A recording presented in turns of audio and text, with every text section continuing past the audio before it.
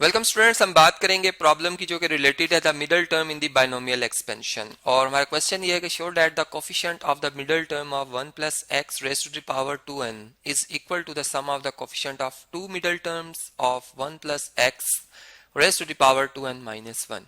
हमारा एक binomial expression है 1 प्लस एक्स और इसकी पावर है 2n। और अगर आप इसमें n जो है वो नॉन नेगेटिव इंटीजर्स अगर आप पुट करते हैं, जैसे 0 पुट कर लें या 1 2 3, चले हम पॉजिटिव इंटीजर्स की बात करें, तो आप देखेंगे कि इसमें हमें इवन नंबर्स मिलेंगे। इसका मतलब इसकी जो एक्सपोनेंट है वो इवन है, ठीक है। और इसमें नंबर ऑफ टर्म्स ऑड आएंगी, चूंकि हमेशा आप ये बात जानते हैं कि एक बाइनोमियल एक्सप्रेशन में एक्सपोनेंट से एक ज्यादा टर्म की तादाद होती है। जैसे अगर हम a plus B whole square का फार्मूला देखें तो इसमें A square plus 2ab plus B square 3 terms आ रही हैं, ठीक है।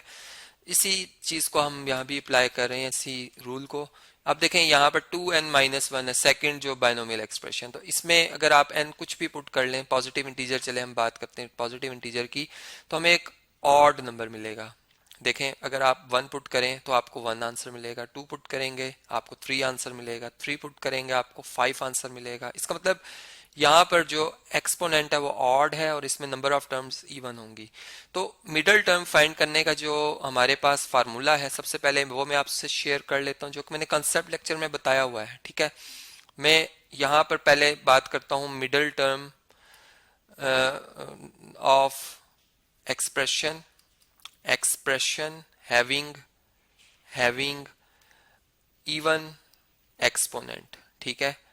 अगर इवन एक्सपोनेंट होगी तो हमारे पास जो टर्म नंबर होगी वो कौन सी होगी, ठीक है।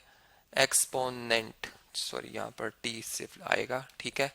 तो चलें इसको अगर हम कैलकुलेट करना चाहें तो हम लिखेंगे T for term, R C है यहाँ पर, बल्कि इस तरह से हम लिखते हैं इसको, हम इस तरह से पहले लिखते हैं टर्म नंबर लिखते हैं, ठीक है जी। दैट इज जो कि क्या आएगी जी, जो कि आएगी n/2 प्लस 1th टर्म, ठीक है जी। तो अगर आप इसमें देखें तो ये n/2 प्लस 1th टर्म, अगर इस एक्सप्रेशन के हवाले से देखें तो n इसमें 2n है, 2n को आप 2 पर डिवाइड करें n प्लस 1th टर्म आएगी। तो this implies n plus 1th term, ठीक है जी, n प्लस 1th टर्म होगी। अब इसको अगर हम जनरल टर्म फार्मूला से रिलेट करें, ठीक है, तो हमारे पास जो जनरल टर्म फार्मूला है अब वो क्या होगा, चले हम उसको आपसे शेयर करता हूं कि जब हम जनरल टर्म फार्मूला लिखते हैं टी आर प्लस 1 की हम बात कर रहे होते हैं, फर्ज करें, तो हम इसमें लिखते हैं एन सी आर, ठीक है, ए पावर एन माइनस आर और बी पावर आर लिखते हैं हम, ठीक है। अब देखें इसमें जो हमारा कोफिशिएंट होगा, यहाँ पर जो हमारे पास टर्म नंबर बन रही है वो 2n डिवाइडेड बाई 2, वो मैंने आपको ऑलरेडी बता दिया कि n प्लस 1 टर्म बनी, तो इसमें हम क्या लिखेंगे 2n, ठीक है, चूंकि इसमें r नहीं इसमें n आएगा, a power n minus R, तो यहाँ पर क्या आएगा 2n माइनस n और b पावर r आएगी जो कि n है, ठीक है जी। तो इसमें जो कोफिशिएंट हुआ उसको अगर मैं सेपरेट कर लूं तो वो मेरे पास क्या होगा, देयरफॉर हम लिख सकते हैं coefficient of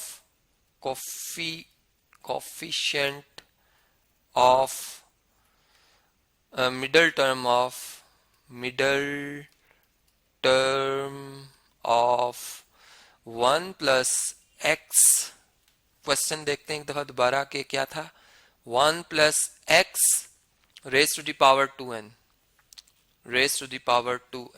is equal to, coefficient ये है हमारे पास जो बाइनोमियल कोफिशिएंट है 2n/cn, ठीक है, ये हमारे पास इसका कोफिशिएंट, इसे मैं इक्वालिटी नंबर 1 कह देता हूँ, ठीक है जी। इसी तरीके से अब चूंकि जो हमारा सेकंड बाइनोमियल एक्सप्रेशन है, अगर आप इसको देखें तो इसकी एक्सपोनेंट थी ऑड नंबर, तो इसकी 2 मिडिल टर्म्स आएंगी, ठीक है। अब उसको भी हम लिख लेते हैं यहाँ पर, चलें जी, अब हम इसे कंसीडर कर रहे हैं, यहाँ पर मैं लिख देता हूँ कंसीडर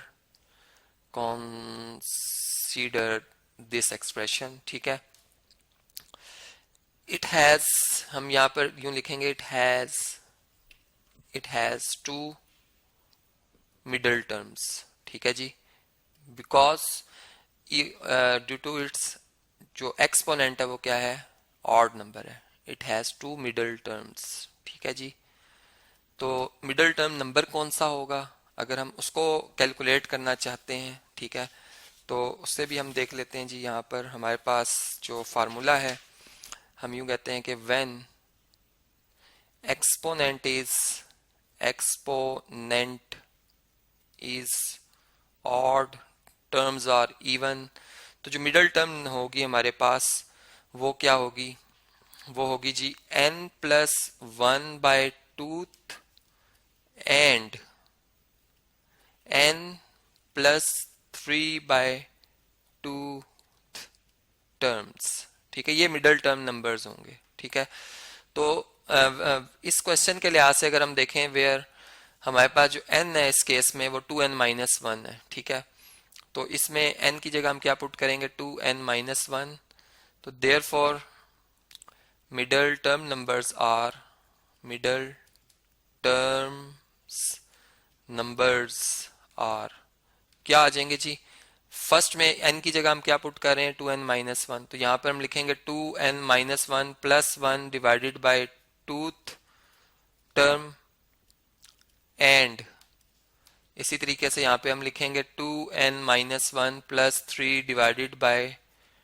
2th टर्म। ठीक है, तो ये हमारे पास क्या आ जाएगी, अगर हम इसको कैलकुलेट करें तो ये देखें 1 से कैंसिल, 2n डिवाइडेड बाय 2 2 से कैंसिल हो जाएगा, nth टर्म।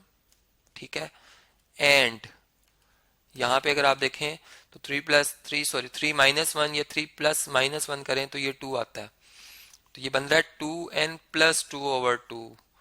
तो अगर आप 2 कॉमन ले लें तो यहाँ से 2 कैंसिल हो जाएगा, n+1, तो यहाँ पर हम इसे n+1 टर्म भी लिख सकते हैं, n+1 टर्म।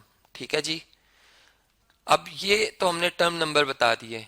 अब क्वेश्चन में क्या है, क्वेश्चन में ये है कि अगर हमने इसकी मिडल टर्म ले लें इस पहले वाले एक्सप्रेशन की और दूसरे वाले एक्सप्रेशन की दो मिडल टर्म्स के कोफिशिएंट का सम करें तो वो इस पहले वाले जो मिडल टर्म के कोफिशिएंट है उसके इक्वल आएगी। ठीक है, तो यहाँ पर मैं स्टेटमेंट लिख लेता हूं कि सम ऑफ कोफिशिएंट ऑफ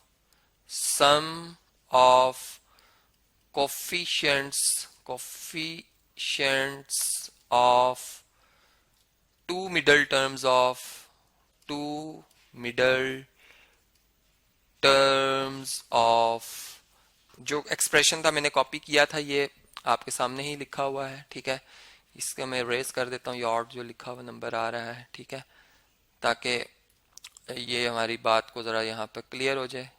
ठीक है, ये 2n, सॉरी ये n सही नज़र नहीं आएगा आपको, n-1, तो ये किसके इक्वल आ जाएगा जी।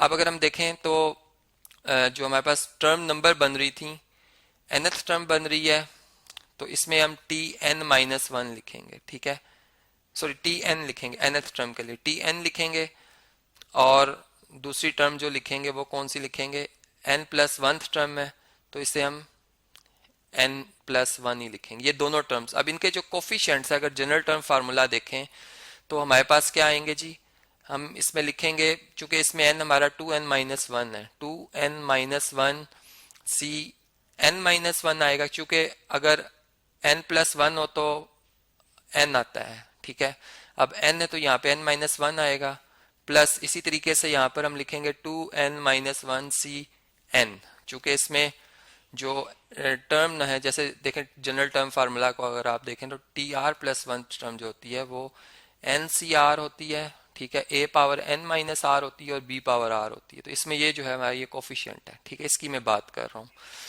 तो देखिए अगर इस पे हम पास्कल्स रूल लगाएं तो जो पास्कल्स रूल है उसके हिसाब से ये हमारे पास किसके इक्वल आ जाएगी जी, इसको हम इक्वल टू लिख सकते हैं 2n c n के। ठीक है, और पास्कल रूल्स की जो डेफिनेशन है वो मैं आपसे यहाँ पे शेयर कर लेता हूँ कि ncr-1 प्लस ncr ये इक्वल टू होता है n+1 cr के। तो अगर आप इस इक्वालिटी नंबर 1 और 2 को इक्वल शो करें, देखें तो ये बराबर है, अगर हम कंपेयर करें तो इस तरीके से ये हमारा रिजल्ट प्रूव हो जाता है।